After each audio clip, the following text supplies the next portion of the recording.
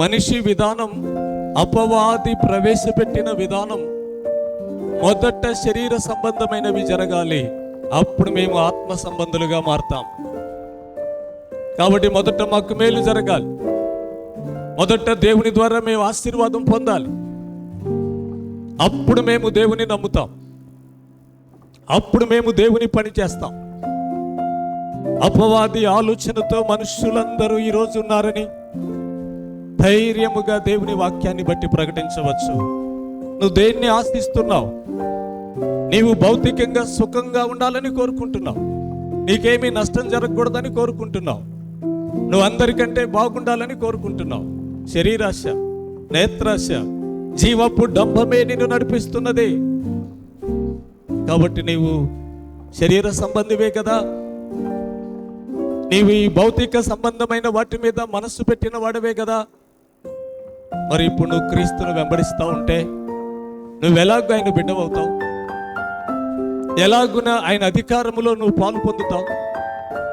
అందుకే నీవు ప్రభునైతే ఒప్పుకుంటున్నావు, కానీ నీ పాప భారమును తీసివేసి, నీ శరీర సంబంధమైన భారమంతటినీ దించివేసి ప్రభు దగ్గర పెట్టి ఆయన ఆత్మ సంబంధమైన భారమును, కాడిని నువ్వు ఎత్తుకోవట్లేదు.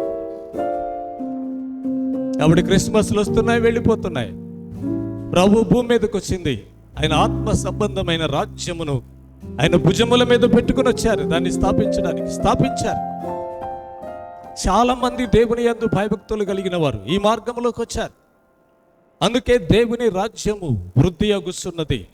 మీరు యెషయా గ్రంథం మనం చదువుకున్న 9వ అధ్యాయం 7వ వచనంలో మీరు మొదటి మాట గమనిస్తే, ఇది మొదలుకొని మితి లేకుండా దానికి వృద్ధియు క్షేమమును కలుగునట్లు. దానికి అంటే దేనికి? ప్రభువైన యేసుక్రీస్తు భూమి మీద ఏర్పాటు చేయటానికి వచ్చిన ఆత్మ సంబంధమైన రాజ్యం, దేవుని రాజ్యం. ఈ దేవుని రాజ్యానికి ఇది మొదలుకొని వృద్ధియు క్షేమమును కలుగునట్లు. పరలోకమందున్న తండ్రి ఆసక్తిగా ఈ కార్యమును జరిగిస్తున్నారు.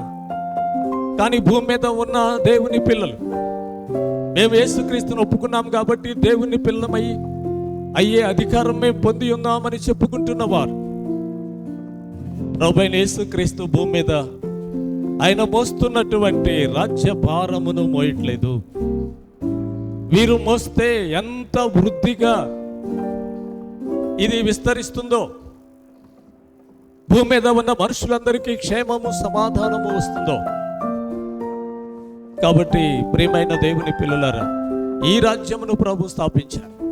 అందుకే ప్రభు అన్నారు, మీరు అనుకుంటున్న రాజ్యము కాదు నేను తీసుకువచ్చింది, అది మీ కంటికి కనబడదు, అది మీ మధ్య ఉన్నది, అది ఆత్మ సంబంధమైనటువంటి రాజ్యం.